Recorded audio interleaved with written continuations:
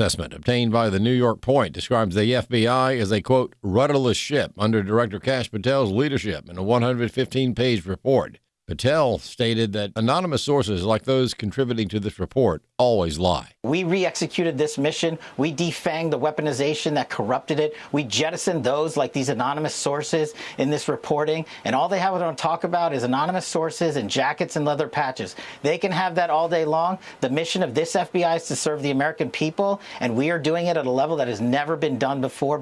Malaysia plans to resume the search for an airliner that vanished over a decade ago. Malaysia Airlines Flight 370 vanished without a trace in March 2014, carrying 239 people. It remains one of the great aviation mysteries. Now, a company called Ocean Infinity will lead a new search under a no-find, no-fee deal. It'll receive $70 million from the Malaysian government if the wreckage is discovered. An investigation in 2018 found the plane's controls were likely deliberately manipulated to take it off course. Satellite data suggests the Boeing 777 came down somewhere in the Indian Ocean. Jonathan Savage, Fox News. A school district has been given a letter warning that actions toward a religious education program could lead to costly litigation. Chris Woodward has more. First Liberty Institute sent the letter on behalf of LifeWise Academy. Attorney Jeremy Dice of First Liberty says LifeWise is an organization that's just trying to do some good. LifeWise is a release-time religious education program doing something that the Supreme Court has approved of since at least 1952, where they pick up students at campus because their parents, the students' parents, have decided they want to provide some religious education in addition to their regular education, too. So LifeWise picks them up at campus, takes them somewhere off campus, gives them a lesson about the Bible, and takes them back to school for the rest of the day. Some people find this program objectionable, and in Everett, Washington, Dice says that school board members and community members have said some very vile things about LifeWise. According to Dice, a school board member accused LifeWise of indoctrinating kids with fascist theology. A community member at a school board meeting said that LifeWise was like the Nazis driving around Germany and picking up people. They have some community fairs of organizations that can come and show what kind of program they are, and parents can choose to put them in those programs or not. But LifeWise has been excluded from those because they're religious. They also have flyers that they will distribute for community organizations, but LifeWise has been excluded again because they're religious. So we have sent a letter to the school board there to say it's time to make this stop. AFN has reached out to the school board for comment. I'm Chris Woodward. The U.S. stock market is drifting near its record levels following mixed reactions to profit reports from Macy's, Marvell Technologies, and other companies. The S&P 500 edged down 0.1%. The Dow added 85 points, and the Nasdaq Composite slipped 0.3%. More news online at afn.net. I'm Rusty Pugh. If we lose this cultural war, we're going to have a hedonistic, humanistic society. Discover the story of the culture warrior Don Wildmon and how he went head-to-head with Hollywood, Playboy, the homosexual agenda, and the Disney empire. The movement Don started paved the way for Christians to boldly stand for truth and righteousness in a hostile culture. Watch Culture Warrior today for free.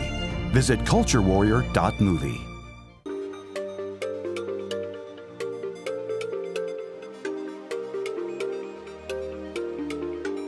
We inform. Religious freedom is about people of faith being able to live out their faith, live out their convictions, no matter where they are.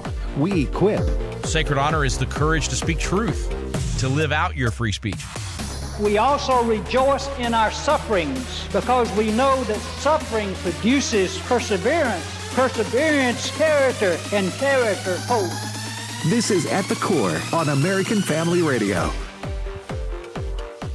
Welcome to The Core here on American Family Radio. Glad to have you with us on this brand new December edition of At the Core. And the year has flown by. We're weeks away from Christmas and the new year, and then 2026 will be upon us. John chapter 4 is where we have spent our time thus far this week, looking at verses 13 and 14 here. Jesus is discussing with the Samaritan woman about Jesus is asking her for a drink of water. And so they get into this exchange, and Jesus, of course, ends up using it as a lesson to talk about the living water that he brings to us as believers, those who trust in Jesus. Jesus answered and said to her in verse 13, "Whoever drinks of this water will thirst again," talking about physical water, literal water. Verse 14, "But whoever drinks of the water that I shall give him will never thirst.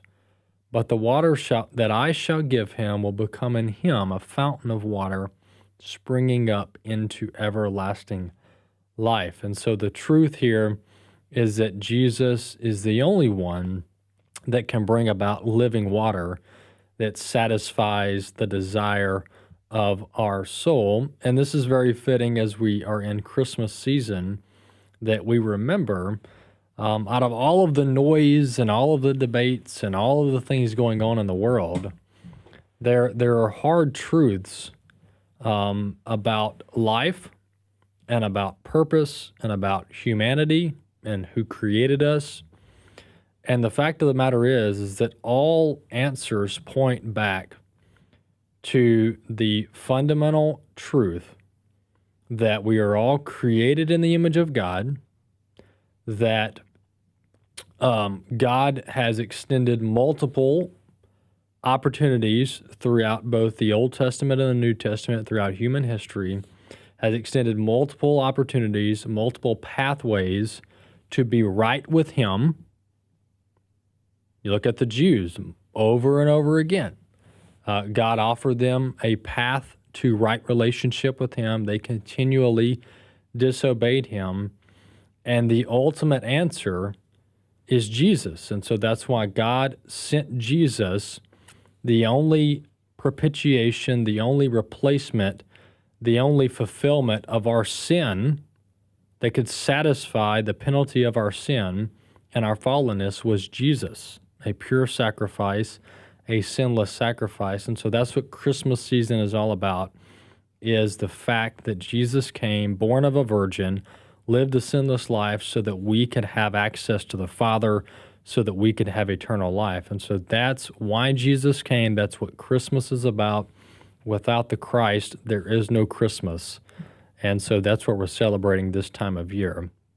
And salvation is not complicated. You know, a lot of people want to make, turn these theological debates into some overcomplicated formula that's needed for salvation. Jesus was questioned multiple times. What do we do to be saved? What must man do to be saved?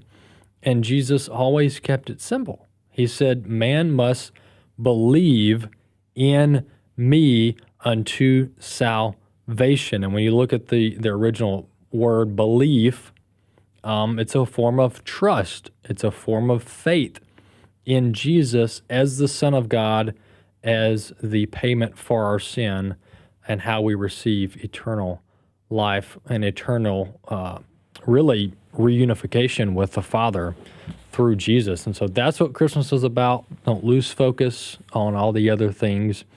That's what Christmas is about. And it's a truth that we ought not just talk about in December every year. We ought to be talking about this all the time, every year, all year around, because it's core to our faith. That is the importance and significance of the eternal life that Jesus brings us through his sacrifice. All right, that's the extended version of John chapter 4, verses 13 and 14. Hey, I promised our friends over at Metashare that I would keep talking about this at least for the next few weeks, and that is Metashare is a great option. If you are in need of health insurance, even though Metashare isn't health insurance, it's healthcare sharing, but if you're in need of options when it comes to the topic of health insurance and health coverage, Metashare has some great plans available. Now, it's not traditional health insurance. It's healthcare sharing, and you can look on their website and read more about that if you're unfamiliar with it. But we've been partnering with Metashare for many, many years, promoting their work and their offerings. It's a great option for believers. It's healthcare sharing, It's not health insurance.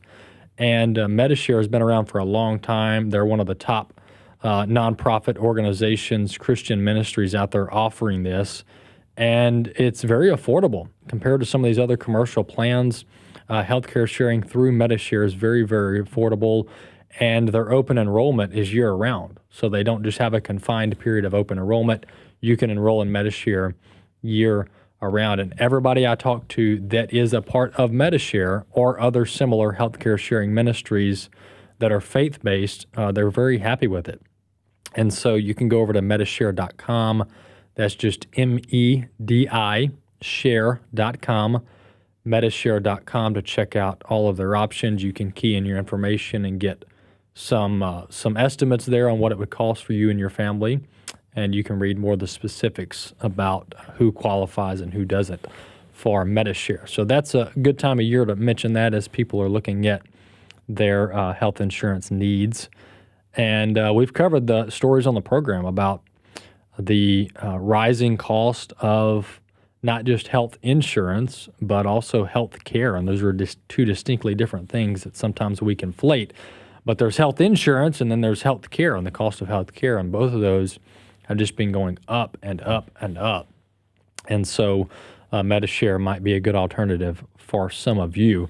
Another thing we're pushing, at least for the next, let's say, week or two, up until December 5th, so maybe not another week or two, maybe just a couple more days, but we are pushing the Activate curriculum. We've got it 50% off right now. So the thinking behind this is, number one, everybody likes a discount, but number two, it's Christmas season and everybody likes to give a gift. What better gift than this Activate curriculum? This is one of the best biblical worldview training view curriculums out there, produced by your very own American Family Association. There's various professors such as Abraham Hamilton III, Ed Vitagliano, Jeff and Debbie Shreve, many others that helped produce this Activate curriculum. So it's a in-depth biblical worldview training course that you can go through as an individual or a group. We've got a couple different options there, but it's 50% off right now up until December 5th. So for the next few days, it is 50% off. That means that an individual / household, so a family, can get the Activate curriculum for $99, and a small group, such as a small group at a church, or maybe you and some coworkers want to go through this, or some neighbors, 5 to 10 people. That small group plan is right now $199, originally $400. And so we've got both of those individual and group plans 50% off for the next few days. You can simply go to activate.afa.net to check out more. Activate.afa.net to check out that pricing. And then the last thing I'll mention, and then we'll jump into some of the news before we have to hit a break, is our tours to Greece and Israel registration is now closed. And so if you were thinking about that, I'm sorry, but registration has closed. And so you can stick around and join us next time as we do these trips every year. We try to do them every year. And so registration to Greece and Israel are closed, but there's some other trips in 2026 that you can go on with us. We'll talk more about those another time, but you can read more over at wildmongroup.com. Well, one announcement that the White House had yesterday with the signing of the One Big Beautiful Bill back several months ago in July, and some of the rollout of some of these provisions in the plan, including the tax code provisions. One of the provisions is what's being called the Trump accounts, and this is essentially an IRA type investment account, but for minors, for children, for newborns specifically, and the government is going to deposit. Pretty much do a $1,000 upfront deposit into these accounts, kind of a kickstart $1,000 deposit into these accounts for anyone born in basically starting in 2026 is when this kicks in. This was part of the One Big Beautiful Bill, and we'll get into some clips and why this is important a little bit after the break.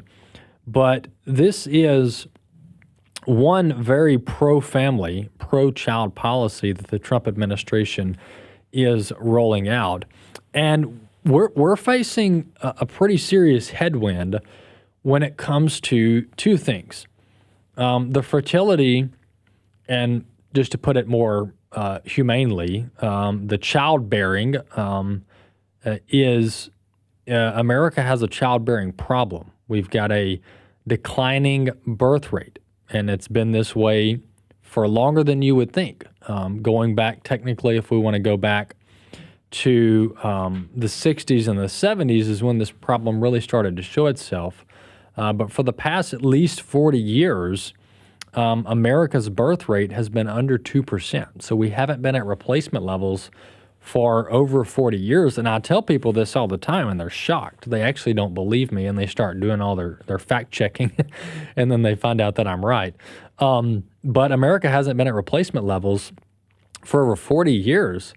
And the reason that this hasn't been kind of a more pressing issue and been forced to be talked about more than it already has is that we've been replacing Americans with foreigners. So we've been importing through both legal and illegal immigration tens of millions of foreigners and to fill our country. And so our population counts, have steadily been climbing. And so you look at that and go, well, we're doing just fine. But when you look at the native-born population, we haven't been at replacement levels for over 40 years. This is very, very problematic for multiple reasons, both cultural and economic. We'll talk more about that. But President Trump is doing what he can to advance a very pro-family, pro-child policy from the administration.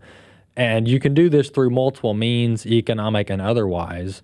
But to me, this is one step in multiple that need to take place in order to shore up America's families and to really create a culture of life and invest in the next generation. And so these Trump accounts are rolling online in 2026. This is one of multiple provisions in the One Big Beautiful Bill, including the tax credit going up just a little bit per child in 2026 and beyond. A lot of these policies now being made permanent. But the one thing that makes this this Trump account unique is it leans into and invest in the stock market and equities and some of these index funds, which is one of the only ways, there's a few ways, but it's one of the primary ways that you can get ahead in this American economy is being invested in the markets and being invested in assets and equities. And I think it's brilliant that President Trump is using the markets and a known system that is equities and investments to invest in the next generation. And really, as Senator Cruz called it, it's an introduction to capitalism, which is what every child needs at this time in American history. So we'll talk more about this after the break. Some exciting developments. We'll be back in a few.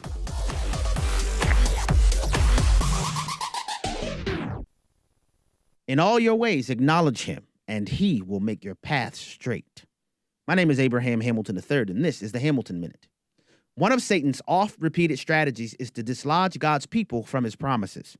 The way that strategy is executed is to get us to focus on the current trial or problem to the exclusion of God's character, nature, and historical record. The key to overcoming that scheme is to acknowledge God in every circumstance. Acknowledge him in Scripture comes from the Hebrew word yada, which means to carry forward into every circumstance the full scope and weight of God's character and nature. The same God who has delivered us from the clutches of eternal darkness leads and guides us now by his Spirit. Listen each weekday from 5 to 6 p.m. Central for the Hamilton Corner, or visit the podcast page at afr.net for more from Abraham Hamilton III, Public Policy Analyst for the American Family Association. If you are 65 or older, you know this, inflation is hitting everyone hard right now, especially when it comes to healthcare. Over the last 10 years, healthcare costs have skyrocketed by, get this, 230%. If you have Medicare Parts A and B, you know there are still out-of-pocket expenses like deductibles and co-payments, and they really add up. But here's some good news. MediShare 65 Plus is designed to fill in those gaps and help protect you from rising healthcare costs. At only $99 per month up to age 75, you get peace of mind at a price you can afford. And MediShare is trusted, too. It's been around 30 years. It's not some big impersonal thing. It's a community of people helping each other, business owners, pastors, retirees. People love it. MediShare 65 Plus just makes sense. To learn more, give them a call. They're great to talk to. They'll offer to pray with you each time you call, too. Call now, 833-45-BIBLE. That's 833-45-BIBLE, 833-45-BIBLE. Hello, everyone. I'm Tim Wildmon, president of American Family Association and American Family Radio. A vacation with a purpose. That's what we call our tours here at American Family Radio, American Family Association, because we go and we see and we do, and we have great fellowship and fun and food, but we also have a purpose in visiting the places we go to, a spiritual purpose, a historical purpose, and that's going to include our tours in 2026. Here are the tours. We're going to Washington, D.C. We're going to George Washington's Mount Vernon. We're going to Colonial Williamsburg, Jamestown, and Yorktown. We're going to Boston, Massachusetts. So if you want information on any of those tours for 2026, the dates, the prices, the itinerary, go to this website, wildmongroup.com, WILDMON group.com, and we hope to see you on one of our 2026 Spiritual Heritage Tours. At the Core podcasts are available at AFR.net. Now, back to At the Core on American Family Radio. Welcome back to this second segment now underway here on American Family Radio. You can, if you would like, and we would greatly appreciate it, subscribing to the podcast, that is. We would love it if you subscribe to the podcast, and that will ensure that each episode is queued up in your library on your smart device, on your mobile device, each and every day. Just type in the name of the program At the Core wherever you listen to podcast, and click the follow or the subscribe button, and you'll have the latest episode each and every day queued up right there in your library. Also, we've got the video up on all the socials, on AFR's socials and At the Core Facebook page, and then, of course, stream.afa.net, which is our very own video streaming platform that we built so we could bypass the big tech companies when they decide they want to censor us, stream.afa.net. All right, let's talk a little bit of economy. I did mention those Trump accounts late in the last segment. This is a clip from Senator Cruz. This is probably one of the best, let's say, minute and 15-second explanations of what these Trump accounts are. Let's listen to Senator Ted Cruz, which is a major player in passing this legislation.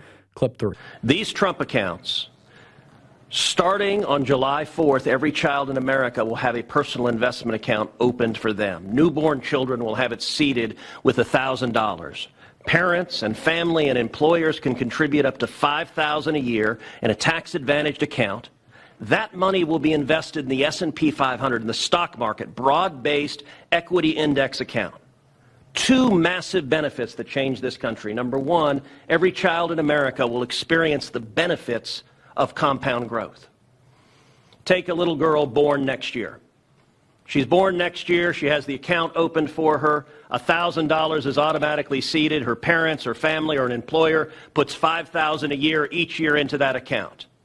If you assume the historic rate of growth of the S&P 500, which is 7% a year, by the time that little girl is 18, she will have $170,000 in that account. And if she keeps saving, by the time that little girl is 35, she will have $700,000 in that account. Well, there you have it. Pretty staggering numbers, but they all add up. They all add up. If someone were to lean into this and really maximize it, those are the numbers. Roughly $170,000, $180,000 by the time they're 18 in this investment account. And then by the time they're 35, over $700,000 in this Trump account, in this investment account.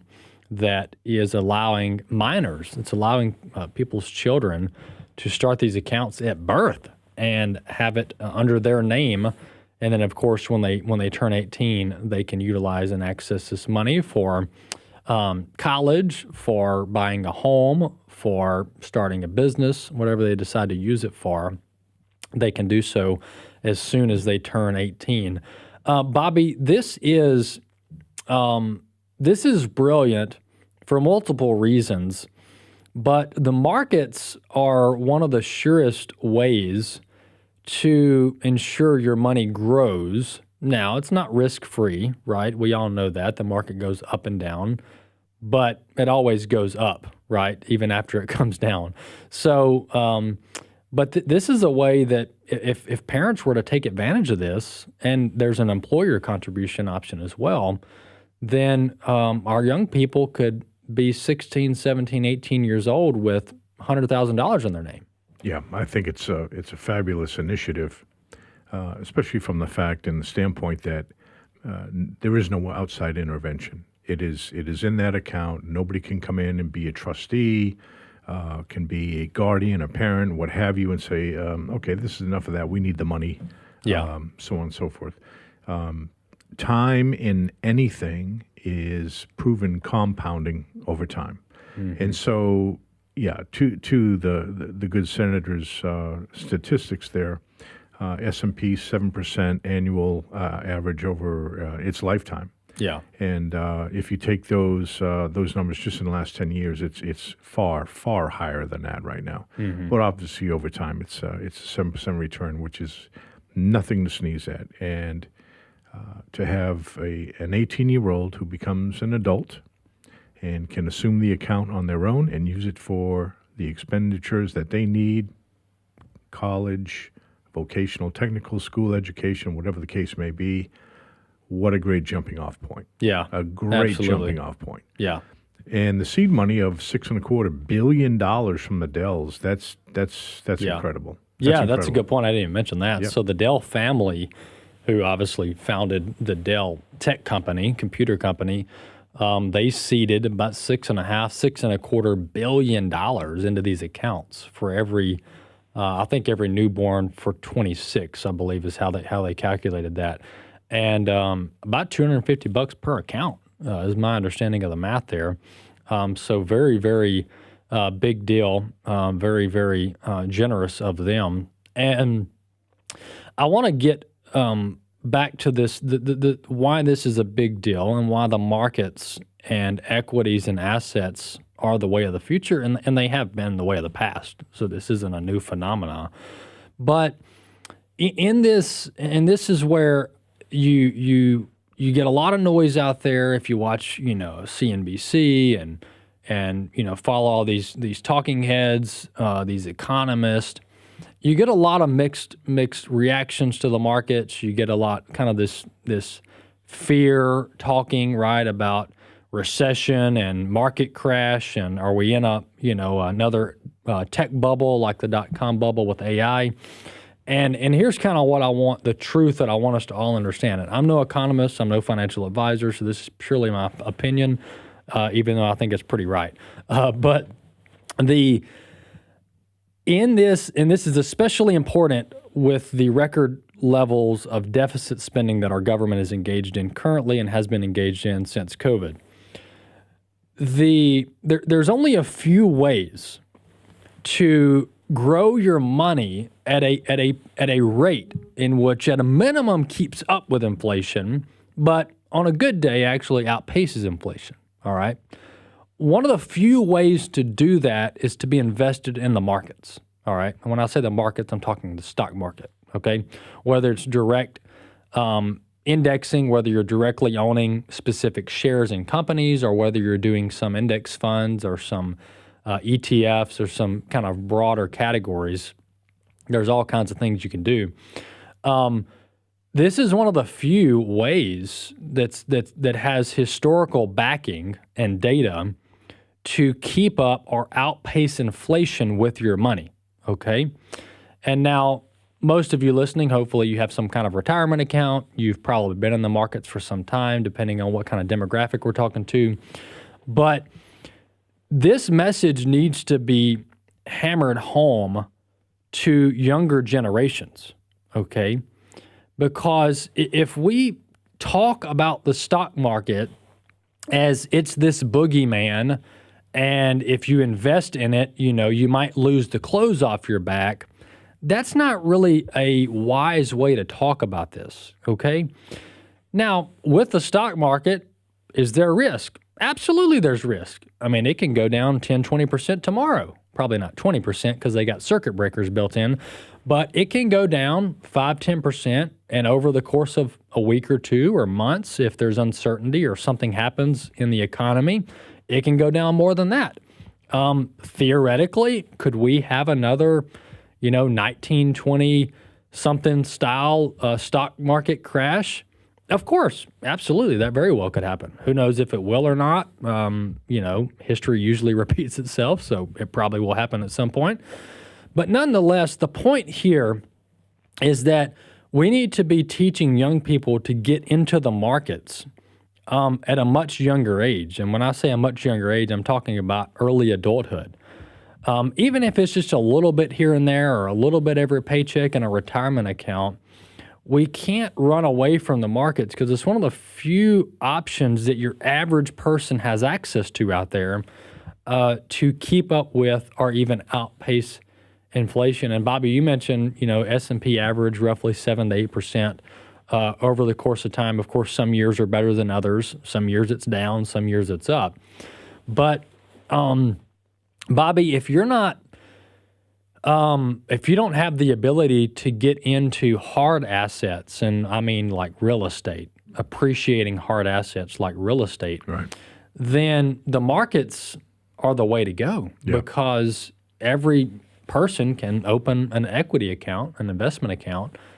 Technically, you don't have to have an advisor, a financial advisor. Correct. It's probably wise to have one, but you can do it yourself. You can buy shares in companies. Right off an app. Yeah. Yep. So it's broadly available now with the internet and online trading, et cetera.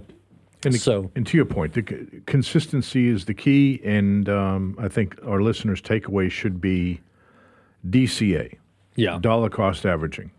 Whether it's a little, whether it's a little bit more, it should be done typically on a monthly basis. Mm-hmm. Just like you have to save, you have to invest. And that's part and parcel of things. You have to save for an emergency account, typically 6 months worth of income, and your investing side of that, whatever you can afford. The key is consistency, because as you do this month over month, you level off the troughs and the peaks. Yeah, and it's much more consistent, so that if the market does drop down, now you're buying at a much lesser premium, and occasionally you'll buy in at the top of the markets. But all in all, it'll average out, and you'll look at that 7%, if not higher. Yeah, absolutely. Yeah, when I first started as a young adult, kind of figuring out what this whole economy thing was, and the markets, and what's an investment account and a retirement account. I was a little on the fence about, the risk versus a reward, and especially during times of uncertainty, that's probably not a good time to be jumping into it, even though, timing the market is a nearly impossible task. But Bobby, the more time has gone on, I mean, this is long term. If you have time on your hands, this is clearly the way to go. Yeah, I mean, it's the way to go. The other thing that I've learned over the years through various advisors and so forth is if you can put off the I got to have it right now mentality, what they used to call the Pepsi generation mentality of just satisfying everything right now. Yeah. By the time the average person turns 40, and for a lot of folks it sounds like, oh, that's way down the road. Comes quicker than you it think, comes right? very quick, believe me. And when you sit down and think about that at the age of 40 and what that looks like, $170,000 or $145,000 seems paltry by the time you've maintained that discipline and come 40 years of age. Yeah. It's looking good down that road. Yeah, absolutely. So there's a little rundown on the Trump accounts that'll kick in 2026. All of that in the One Big Beautiful Bill why that's important, why young people should be trained on the markets. They should be taught the importance of the markets and retirement and investment and saving, all the Dave Ramsey principles, right? Let's talk a little bit about inflation, because it has been coming down in most categories. The vast majority of categories, inflation has been coming down, has been cooling rather. This is Will Kane on Fox News. He's actually going through each category for us. Now, you're going to have to listen if we have the visual here, which we actually do over on Facebook and on stream.afa.net. But this clip here, Will Kane's talking about in virtually every category, President Trump has been able to substantially bring down inflation multiple percentage points. This is clip 4. Let's listen. Receipts. Here's a look at the price changes from January to September of both Joe Biden and President Trump's first years in office. Take a look at overall inflation. During the Biden administration, it was up 4.3%. During the Trump administration, it's up 1.6%. You can see it in various baskets of goods. Look at Biden on groceries, 3.8% versus 1.3% for Trump. New and used cars, 13.6% for Joe Biden, down 0.5% for President Trump. It even carries over into car insurance. In fact, gas prices are also down. They're less than $3 a gallon, and that's lower than this time last month or this time last year. You remember when egg prices became the economic barometer? Well, a dozen eggs will run you about $1.50 less than it did in January. All of this leaving Democrats with egg on their face.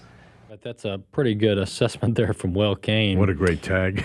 Yeah, and the context of this, folks, just to give you a little context, is that the Democrats are trying to capitalize on this affordability talking point. I mean, Mamdani in New York City did this. The lady who ran for the Tennessee congressional seat yesterday evening, who thankfully lost, she was kind of running on this account of this affordability talking point. And I think Democrats are going to seize on this going into the midterms. But the reality, folks, is the reason we have affordability problem to begin with because of one person, and his name is Joe Biden, okay? Democrats came in 2021 January and just started printing money like there was no tomorrow. And now, granted, just to be honest here, President Trump and Republicans printed some money during COVID, leading into the 2020 election before the inauguration in 21. But over 80% of the trillions, roughly $7 trillion that was printed in about a 24-month to 36-month period after COVID was done by President Biden. All right, that's a fact. And then not only did President Biden print $4 to $5 trillion through congressional acts at the Treasury Department, he also tightened down the regulations on our energy industry and virtually every other industry to make it more expensive to do business. All right. So President Trump is bringing back affordability. Granted, it's taking some time. They're making some serious headway. Interest rates are coming down. Job wages are actually growing now instead of folks losing money. So things are moving in the right direction, but it just takes time. We'll be back in a few.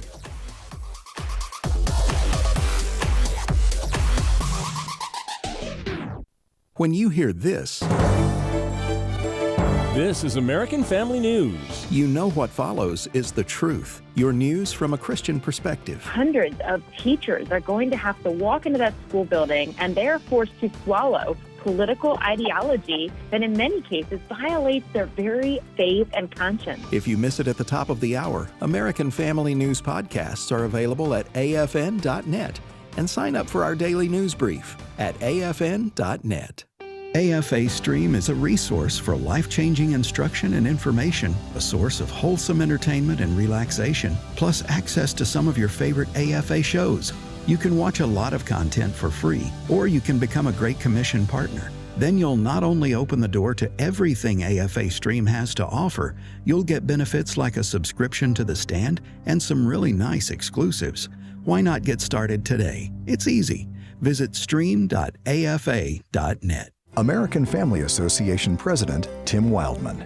Why does AFA exist? Well, we're here to inform, equip, and activate individuals and families to transform the culture. We want to make an impact on our country for Christ. That's the reason my dad, Don Wildmon, started this ministry 40 plus years ago. Dad was concerned about the direction America was headed, and he was determined to do something about it. Maybe that describes you today. If it does, I want to strongly encourage you to consider a charitable gift annuity to American Family Association Foundation.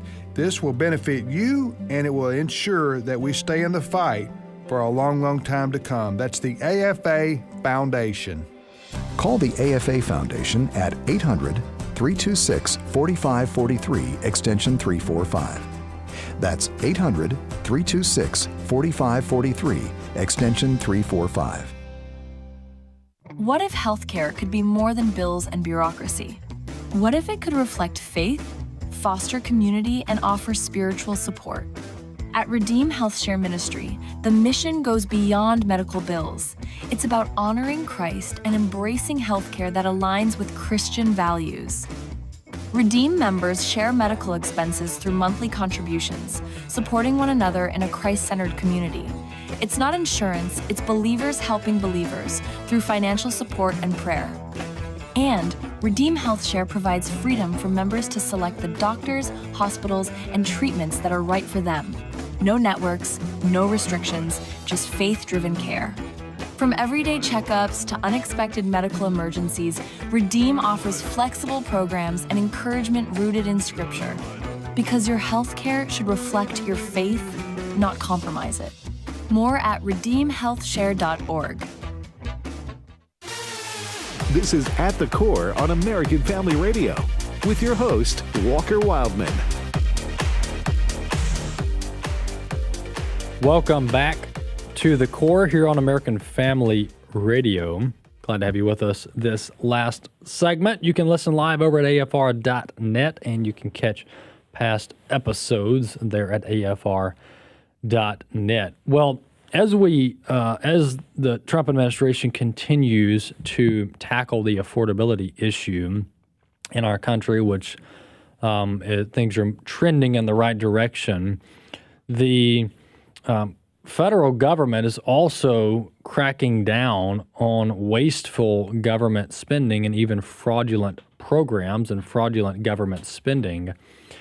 You pair that with mass deportations, you have some serious savings and relief on the horizon from a monetary standpoint and purely from a services standpoint that the government attempts to provide. Secretary of Agriculture Brooke Rollins was at the White House yesterday during a cabinet meeting, and she was talking about how her department is reviewing all state-level data, checking to ensure that everything checks out, that we don't have illegal immigrants using SNAP benefits, that we don't have people who are non-eligible using benefits, that we don't have fraudsters dipping in to the benefits. And ironically, all Republican states have fully cooperated with the USDA, provided them the data that they need to do this review, this audit, and virtually every Democrat state has refused to cooperate. Bizarre. Why would a Democrat state not want to ensure that America's tax dollars are being spent wisely? I mean, this is absolutely bizarre, but this is the Democrat Party of 2025, and they're for illegal immigrants. They're for illegal drug smugglers. They are for gangbangers, rapists, and drug dealers. They're for your hardened criminals, even your legal citizens that are criminals, and they don't want to help fix the fraud problem. I mean, this is just absolutely bizarre that the Democrats have staked out their positions in such bizarre fashion.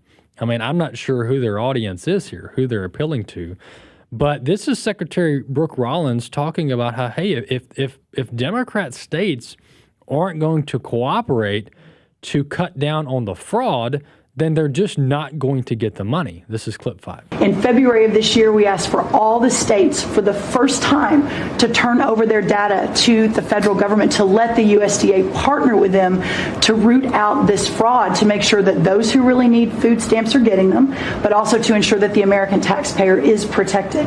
21 states said yes, not surprised. 29 states said yes, not surprisingly, the red states, and that's where all of that data, that fraud comes from. But 21 states, including California, New York, and Minnesota, the blue states, continue to say no. So as of next week, we have begun and will begin to stop moving federal funds into those states until they comply and they tell us and allow us to partner with them to root out this fraud and to protect the American taxpayer. As Joe Biden was working to buy an election a year ago, he increased food stamp program funding by 40%. So now as we continue to roll that back. Well, there you have it. That's USDA's Agricultural Secretary Brooke Rollins talking about how if the states are not going to cooperate with the USDA on these audits, then they're not going to get the money. And I think that's 100% fair game. If you don't want to help us make sure that this is being done correctly, and by the way, you're getting federal dollars here. You're getting federal match money. So if you guys want to run this fraudulent system, then you're not getting the federal dollars, point blank. And so they need to move on this quicker, by the way. I don't like how long this stuff is taking. But nonetheless, they're doing it. That's Brooke Rollins. And I can't wait to see this litigated because you know it's going to be litigated. But I just can't wait for the Democrats to show up in court and say, yeah, we're for fraud, we don't want accountability, and we're okay with wasting America's taxpayer dollars. I can't wait to hear that court argument and how they want to kind of shoehorn that into their agenda. It's quite fascinating. When you look at the amount of fraud and improper payments, there's a couple of numbers here. There's estimates from various reports that there's about $12 billion annually from theft, from just straight up stealing SNAP benefits. There's roughly another $10 billion in improper payments. That means payments are going to people who don't qualify, all right? That's at a minimum, and these are very conservative numbers, $25 billion. All right? Now, I'm also tired of this media talking point, well, that this is not really that big of a deal. This is not really that big of a deal. They'll say it's a small percentage of cases where this happens. And I'm thinking to myself, number one, $25 billion is no change. I mean, are you kidding me? Like, how many of us just I'd take $1 million. $25 billion? And you guys are saying, this really isn't that big of a deal. We don't really have time to look into this. Are you kidding me? $25 billion. That's insane. Secondly, this is something that compounded over time seriously adds up. And so if the Trump administration can effectively crack down on this across multiple agencies, dozens of programs, you're talking hundreds of billions of dollars here. And this is where the entire DOGE, comes from. You save $10 billion here, $25 billion here. You do that across the entirety of the multi-trillion-dollar federal government. This seriously adds up. It seriously adds up over time.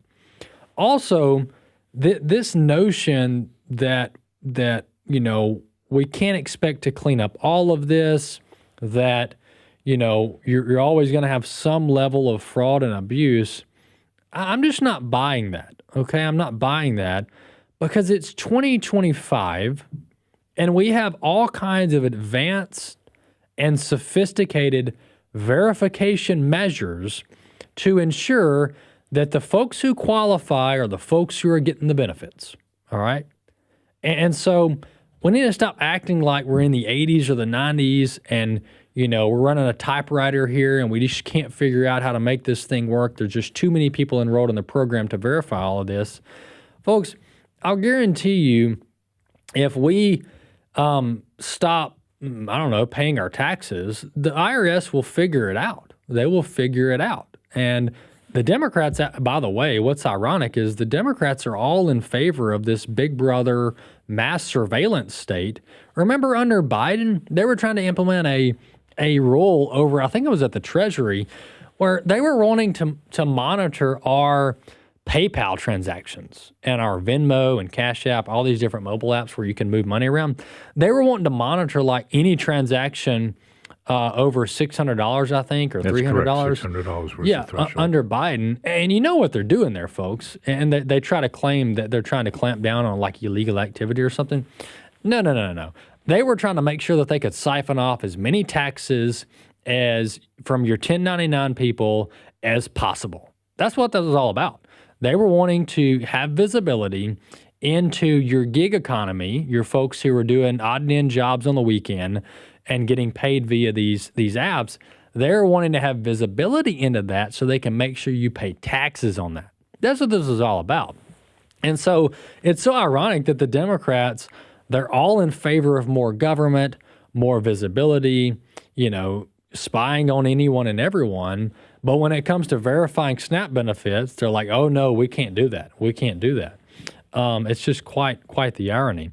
And so you pair the clamp down in cutting out this waste, fraud, and abuse with the mass deportation of illegal immigrants, you have some serious savings here on deck. But the Trump administration has to continue pushing forward, and they've got to continue with the urgency, too. I mean, we can't let our foot off the pedal. They need to move harder and faster. If they think they're doing enough, they need to do more. And that's the way they started this administration roughly 10 to 11 months ago, but they've got to continue it just as fast or just as quickly as they did. Another story I want to talk about is what's coming out of the FDA this week. This is a staggering report, and we've talked about this in recent years in light of the COVID pandemic. But there's a memo that is being circulated at the FDA in recent weeks about the COVID shots and the effects on children. All right, these shots were rolled out in an experimental manner, and the Biden administration recommended them for children, even for pregnant women. And now this memo is not looking very good. Reading from this NBC report, vaccine experts said the memo. Well, let me. I got to filter this through the mainstream filter before I start reading this. So the headline is FDA claims COVID shots killed 10 children and vows new vaccine rules. So the director of the FDA vaccine division told agency staff in a memo that an internal review found that at least 10 children died after and because of receiving the COVID vaccine. The 3,000-word memo obtained by NBC was written by Dr. Vinay Prasad, director of the FDA's Center for Biologics Evaluation and Research. In it, Prasad claims that agency staff determined that no fewer than 10 of 96 child deaths reported to the Vaccine Adverse Events Reporting System, otherwise known as VAERS, between 2021 and 2024 were related to COVID vaccination. He said the true numbers could be higher, accusing the agency, which is his own agency, of ignoring the safety concerns for years. Wrapping this up, the memo sent Friday did not include the children's ages or medical histories, timelines, or documentation for the deaths he references, and does not identify the manufacturer of the vaccines associated with these deaths. All right, but here's the kind of the subline that I intentionally read over and ignored because of the pure bias here. But here's how NBC explains it in their byline. Vaccine experts said the memo was irresponsible, talking about this FDA report. Vaccine experts said the memo was irresponsible and that it omits key deaths key details about how officials arrived at the conclusion. All right, here's what I want to draw from this in the few minutes we have left. So this memo comes out of the FDA, right? And this is the same agency that under Biden was apparently this, heralder of truth, this agency that everybody could trust, right? The trusted FDA, all right? So, and anybody who questions it is a vaccine skeptic and should be dismissed and shouldn't be able to, have the viewpoint, etc. So let me get this right.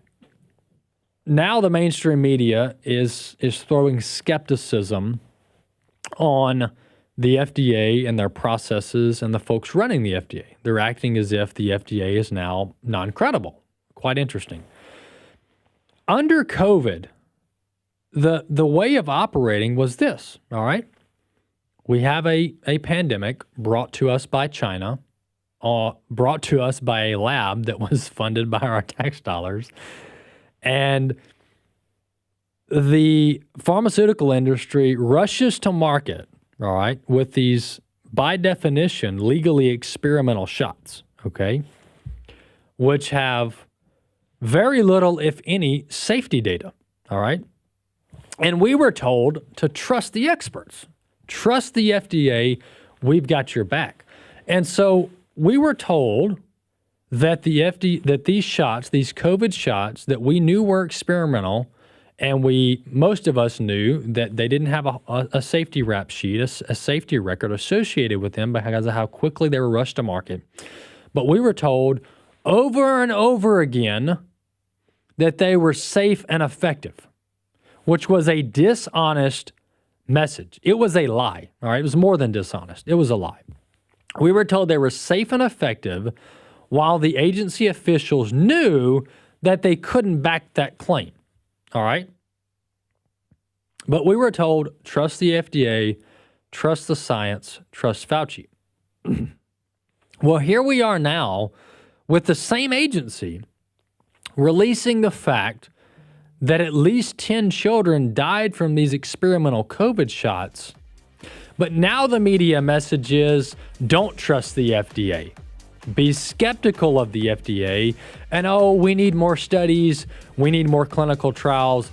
We need more safety reviews before we can definitely say that these shots ended the life of at least 10 children. Where was the media when they were rushing these shots to market, when multiple experts were saying, hey guys, you better hold up, slow it down. We don't know the effects of these shots. And by the way, let's don't force people to take them. Let's don't fire people and affect their livelihoods over these shots. Everybody slow down. Now, all of a sudden, the FDA is non-credible per the mainstream media. The views and opinions expressed in this broadcast may not necessarily reflect those of the American Family Association or American Family